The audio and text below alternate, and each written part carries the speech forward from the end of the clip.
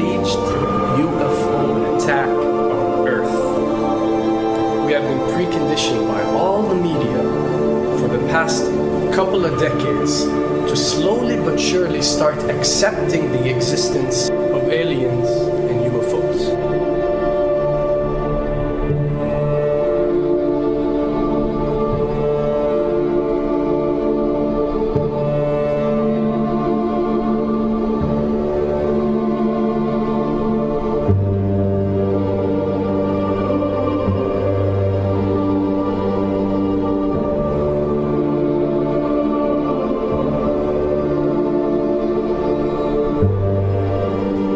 I can tell you right now that 99% of every UFO sighting that has ever taken place has actually not been an unidentified flying object, because this has always been military technologies.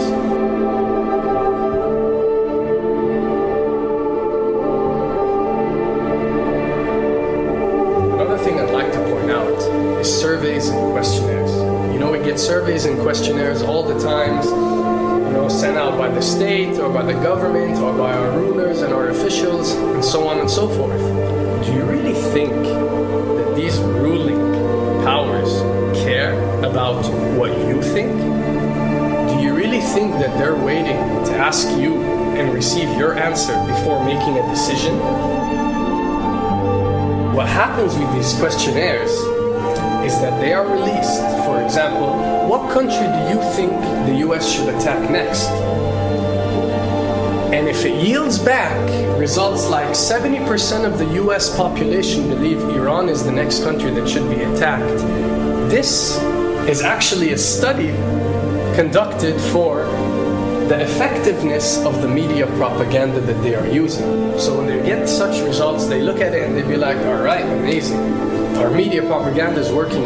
We are purposely trying to manipulate people to think that Iran should be the next one, and check out the survey results. We're doing a great job in propaganda. That's what it's all about. And if the results come back and they aren't up to par, so let's say 20% want war with Iran and 80% want actual peace, they say, okay, so now we have to go and rework our media propaganda and make it more effective so these percentages change.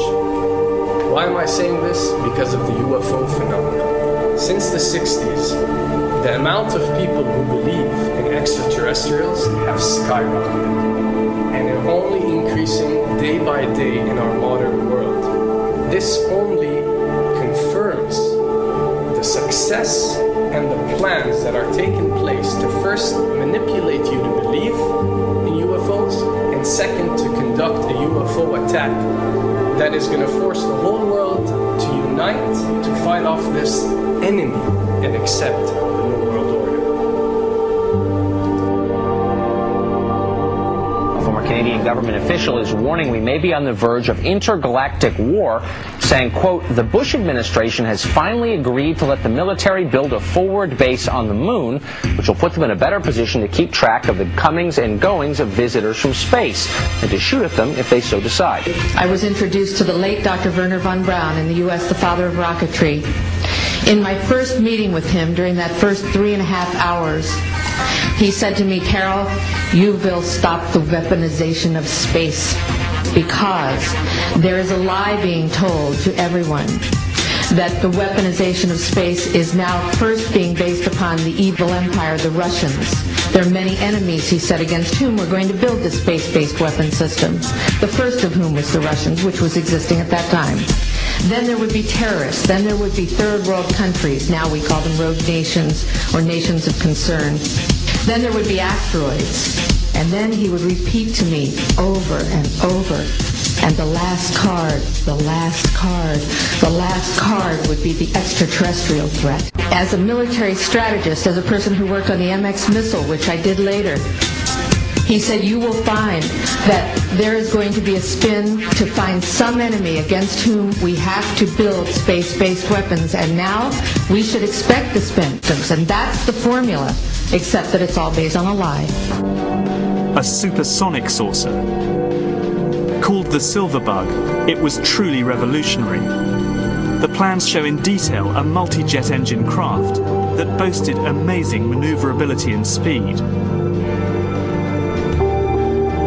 It's an intriguing thought that this concept may tie in with the work of the German scientists who brought saucer technology to the US at the close of the Second World War. What was needed were certain cover stories. What do you do when people are spotting aircraft and then telling reporters that they've seen something very unusual flying out of an airbase in Nevada?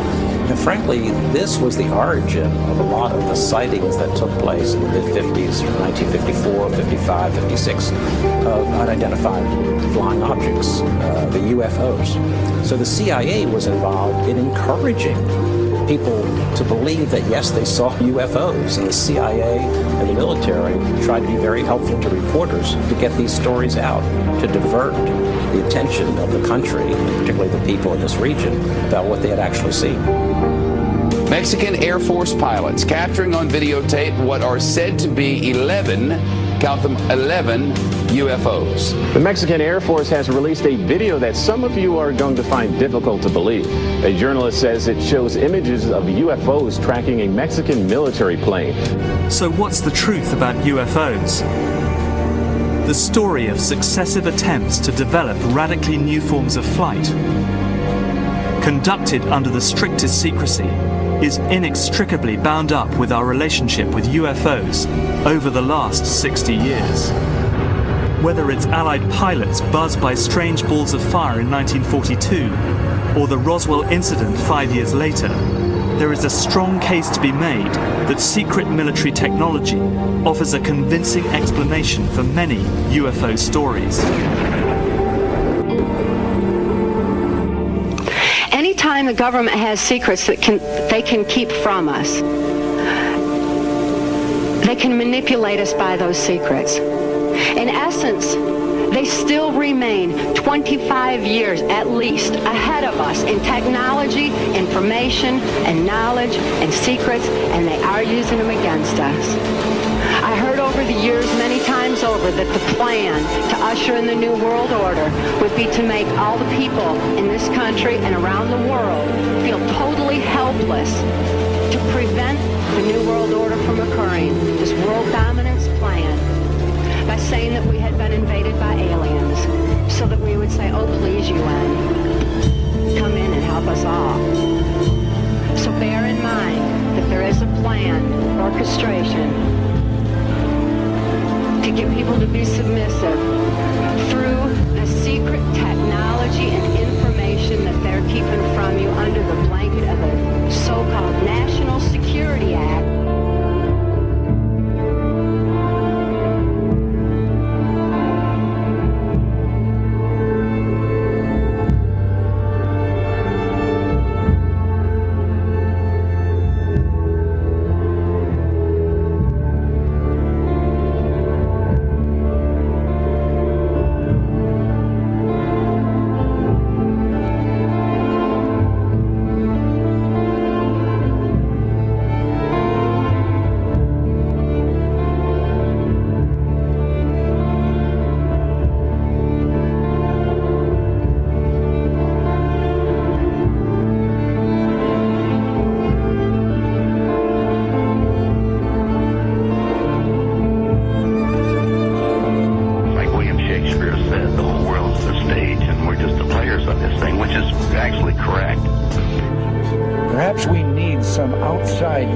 Threat to make us recognize this common bound. I occasionally think how quickly our differences worldwide would vanish if we were facing an alien threat from outside this world.